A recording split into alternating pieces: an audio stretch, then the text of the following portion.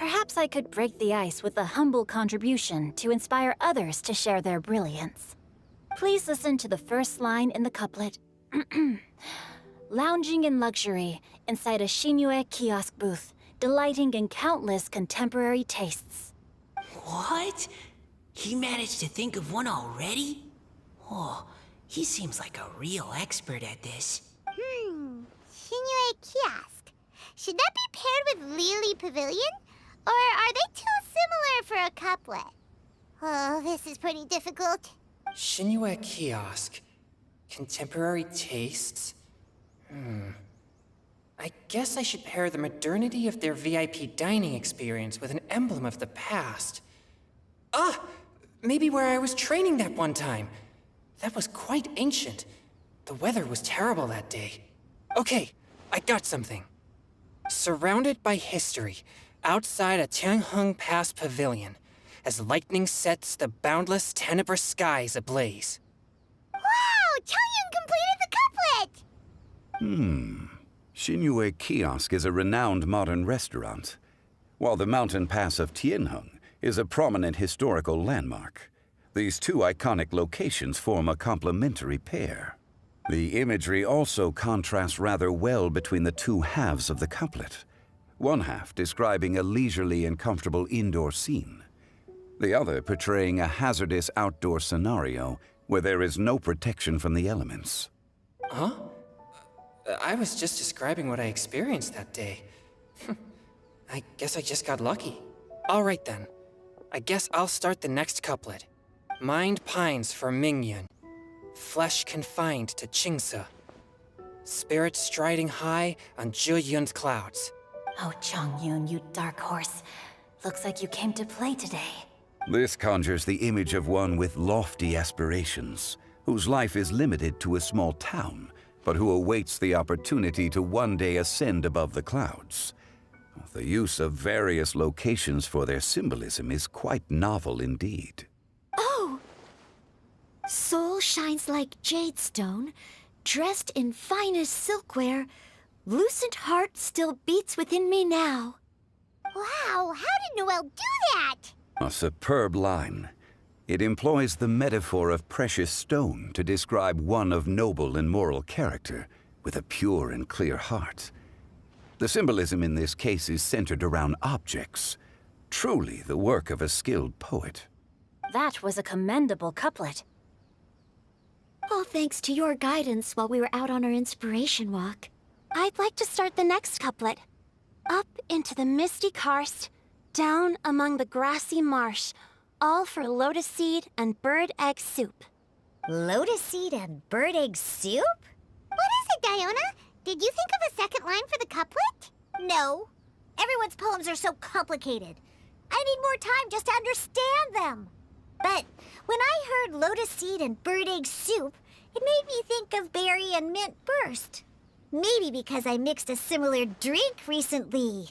North beyond the Starfell Lake, south across the windswept plains, just for berry squeezed and mint infused. No wonder everyone praises the traveler so highly. You answered so quickly. Both halves of this couplet require intimate knowledge of the terrain in question and the local plants that may be found there. The two of you are clearly both seasoned travelers. Does this mean I helped? Meowza! Hey now, Zhongli. Don't just praise everything you hear. You should question and press them a bit. Don't worry about upsetting anyone. After all, I'm here to take the heat. Then allow me to try another. Qingxin has no heart. Still, it soothes the human heart. Is she talking about the medicinal effects of Qingxin? This is a hard one to match.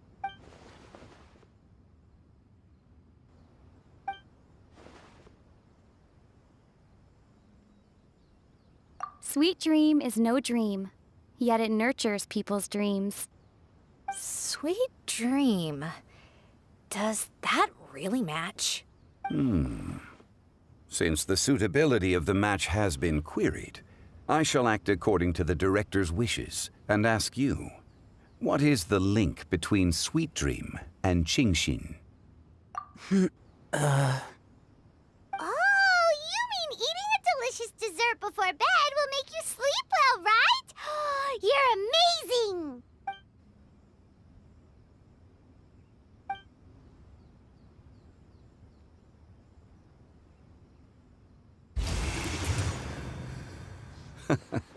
Then I agree. The two halves of the couplet match. This point is well deserved. Points for me, points for thee. This judge gives out points for free. But if you ask me, everyone's being a little too conventional so far. Let's push the envelope a little. Go nuts! Oh? In that case, why don't you finish this one for me, Hu Tao? Round moon in the heavens, full moon at night. Celebrate with circle of friends. Oh, square meals in the basement. Big bowls of rice, decorate with cuboids of meat. Huh? What the? Ah, we have ourselves a pedant's couplet. The two halves have no thematic connection, yet each word has its perfect parallel, meaning the two halves do form a cohesive whole. The strict pairings make this no easier to achieve than a thematically coherent couplet. Blah, blah, blah, blah, blah, blah, blah. So verbose. Zhongli, just tell me if I got a point or not. Of course you did.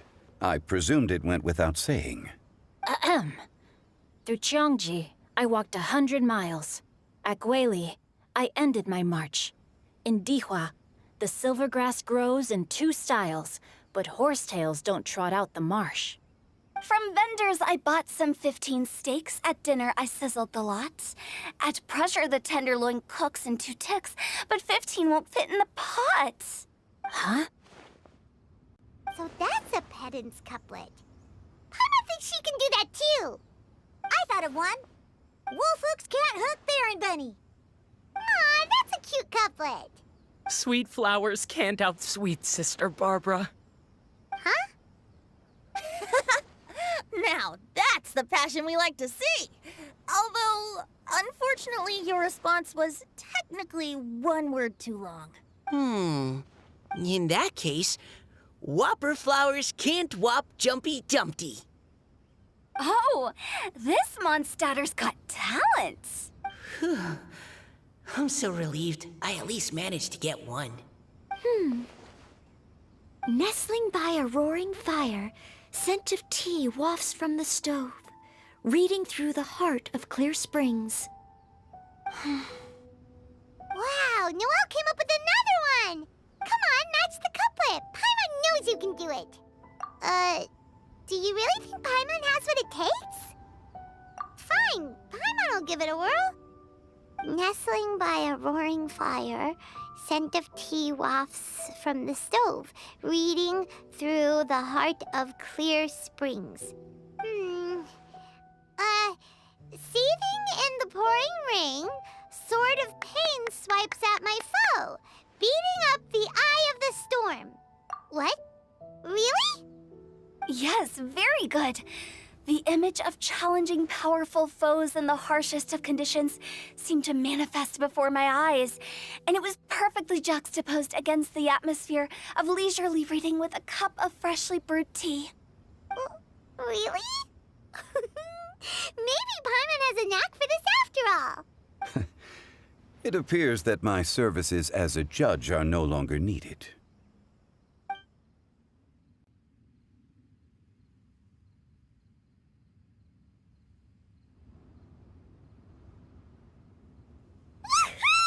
Paimon's so happy! Paimon managed to match a bunch of couplets at the end. You did hear them all, right?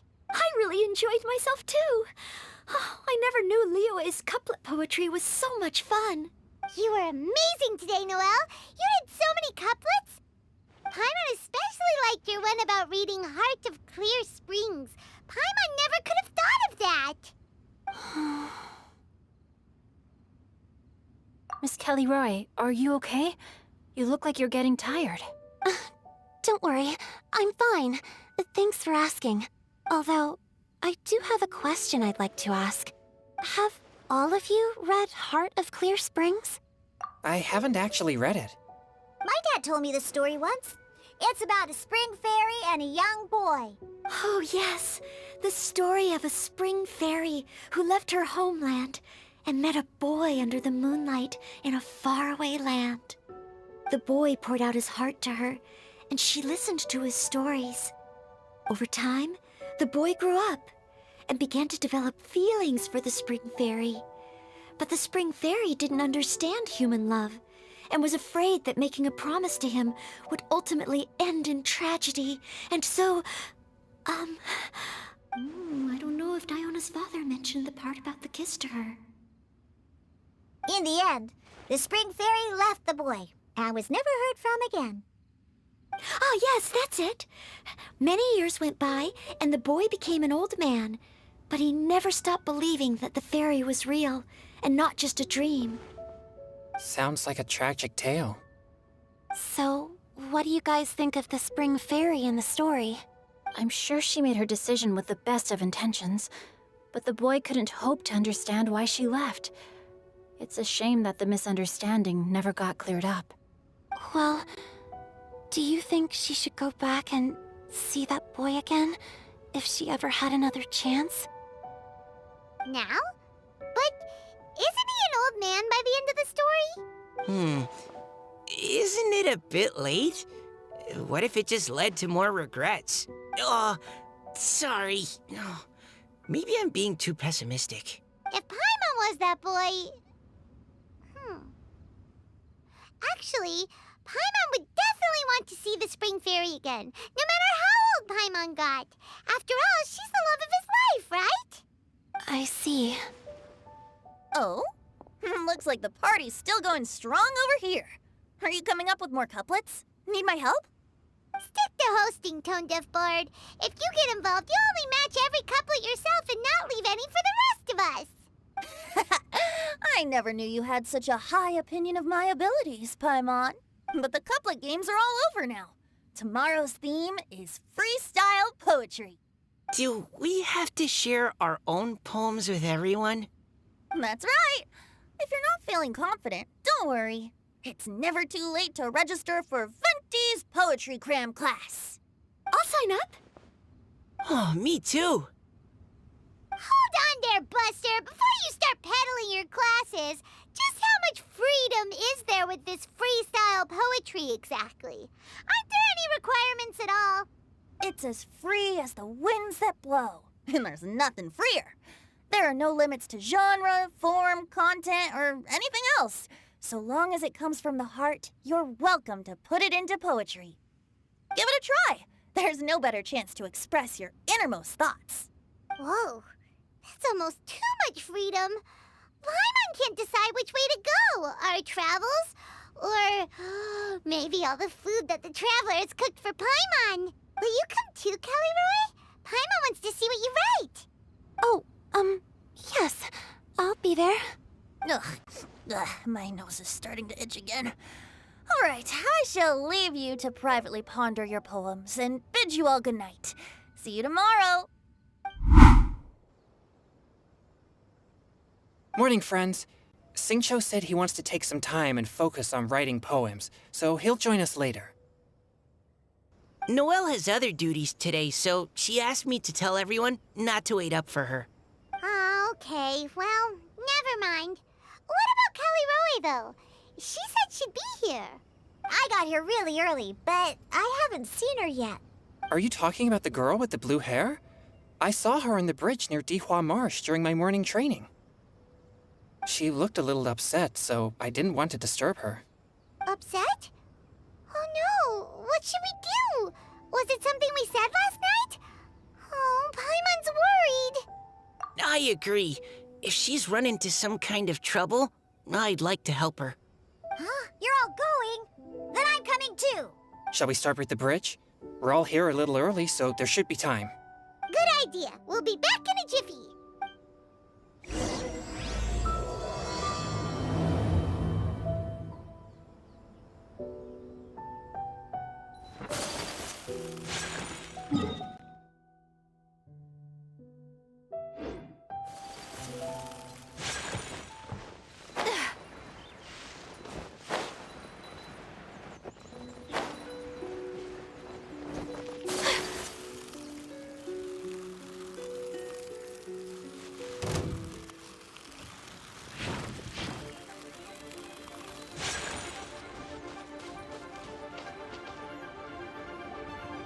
Oh, so this is the place? We ran into her here yesterday, too.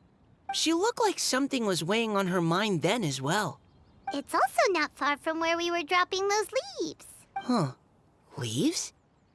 Oh, right. We were so busy matching couplets we forgot to mention.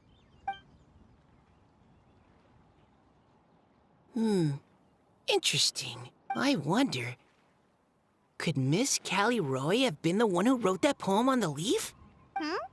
What makes you say that? Oh, sorry. Nothing. Well, nothing concrete. Just a hunch, I guess. It's just, that poem on the leaf kinda gave me the same feeling as when I saw her yesterday. So much sadness. Now that you mention it, this is upstream from where we found the poem. Huh? Hey, look! Over there! Another leaf! Wow, you're right! And this one has writing on it too! After that leaf!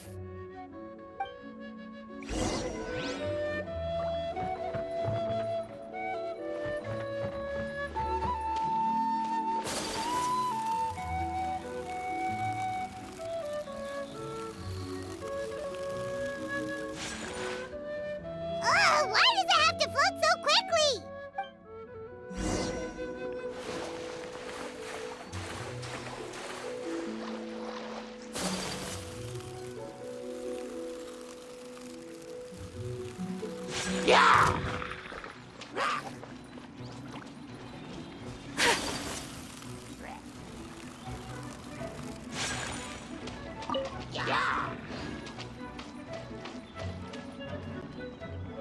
Can't you just fly over and grab it? But Paimon can't swim! What if Paimon accidentally falls into the water?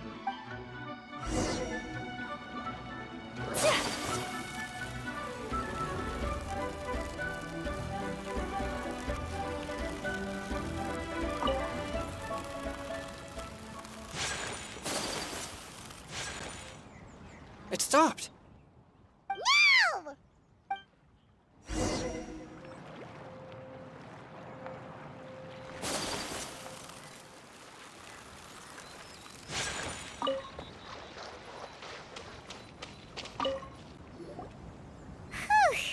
We finally caught it. Are the words still legible? Or have they been washed out? Looks like the ink's intact. Let Paimon take a look at what it says.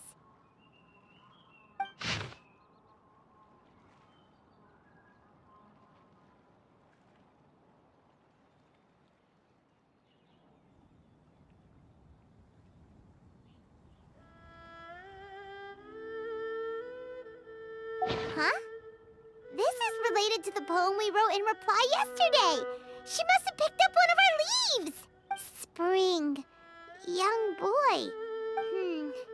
It's looking a lot like Callirhoe was the one who wrote this. She seems to care a lot about that story, huh? Actually, when Paimon first saw her, Paimon was wondering, do you think... is it possible that she's, Based on the current and accounting for wind strength, everyone, please follow me.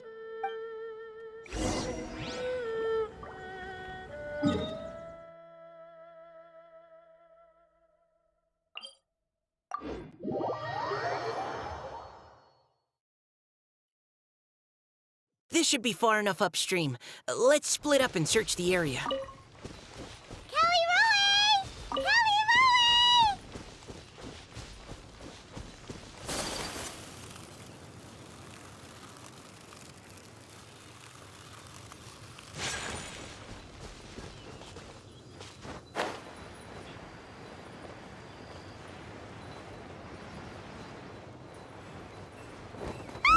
She's surrounded by hilly churros! Let's go save her! Into the wind!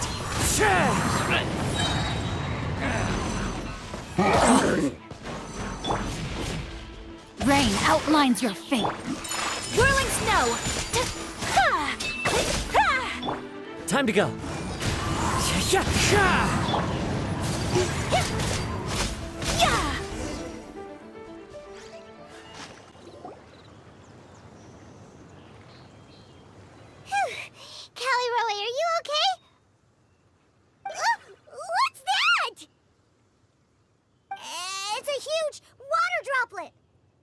This is exactly what I saw the other day. Huh? Why are you all looking at me like that? Oh no! My body... Is it... That voice is definitely Callirhoe's. How did this happen? Please wait a moment.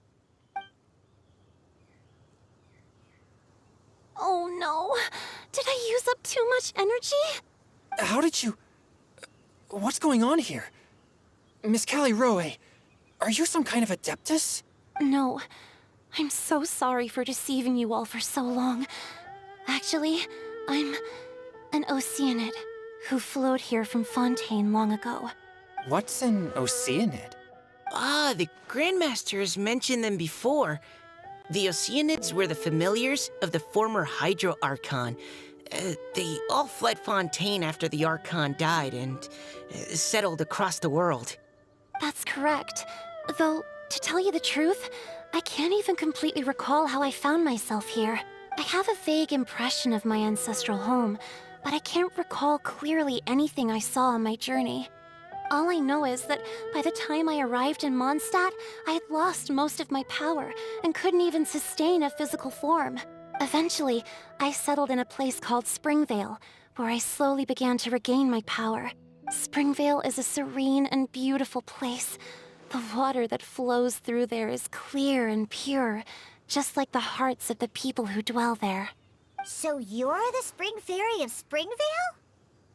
Yes, Diona, and I remember you too, you know.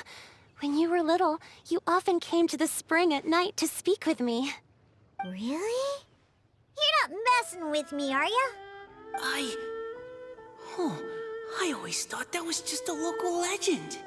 Your favorite little pillow, the fish one, its name is Bubbles, is it not? Yep! All those childhood memories. So they weren't just a dream. So, if this is true, then all those things written on the leaves... I see. So you were the ones who found my leaf. Well, you are correct. The Spring Fairy and Heart of Clear Springs is me. No wonder you were asking us so many questions about it. So, the boy from the story... Is Finch. I always loved listening to people's dreams, and still do to this day. Whether they're beautiful, sad, or filled with emotions I couldn't understand at the time.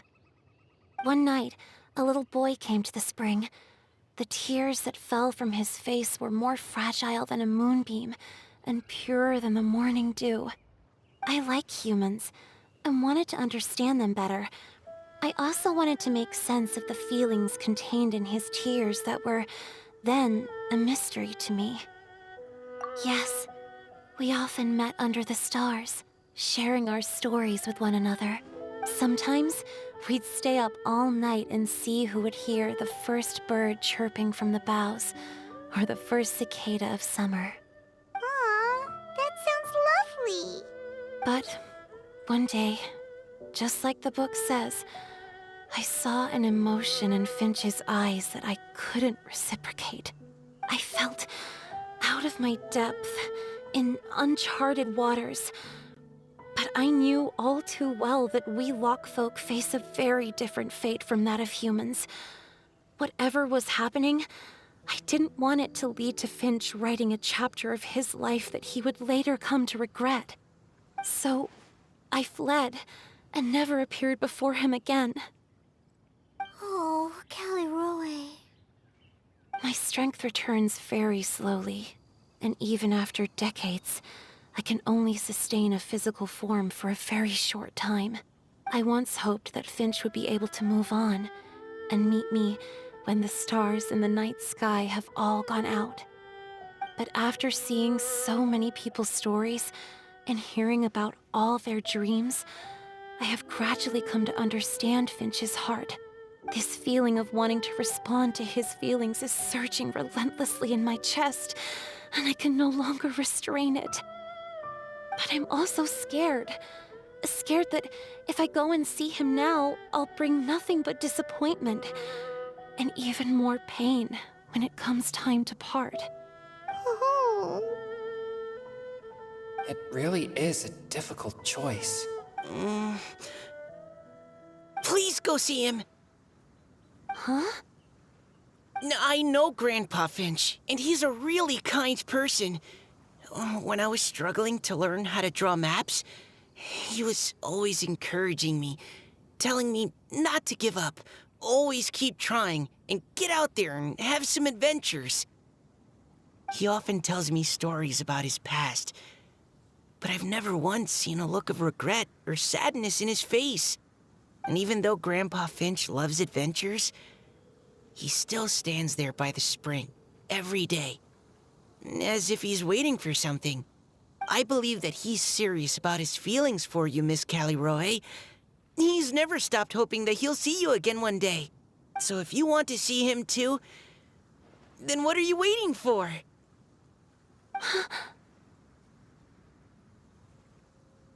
Huh? Oh, sorry. I think I got a bit too excited and... I understand. That settles it. I've decided.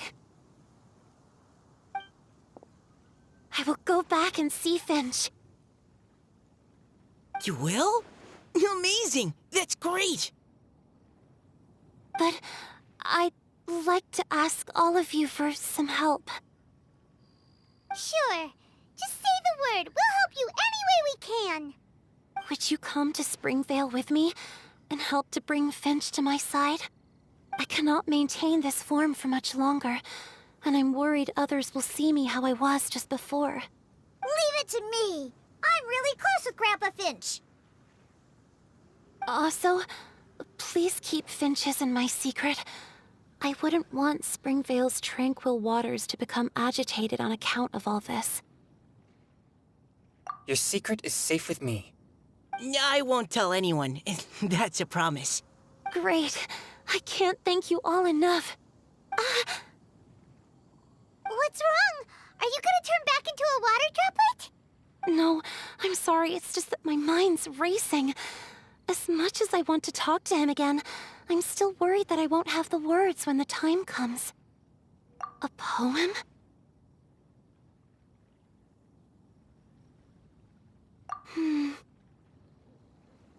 Okay, good idea. I'll write him a poem. And it will be called Heart of Clear Springs.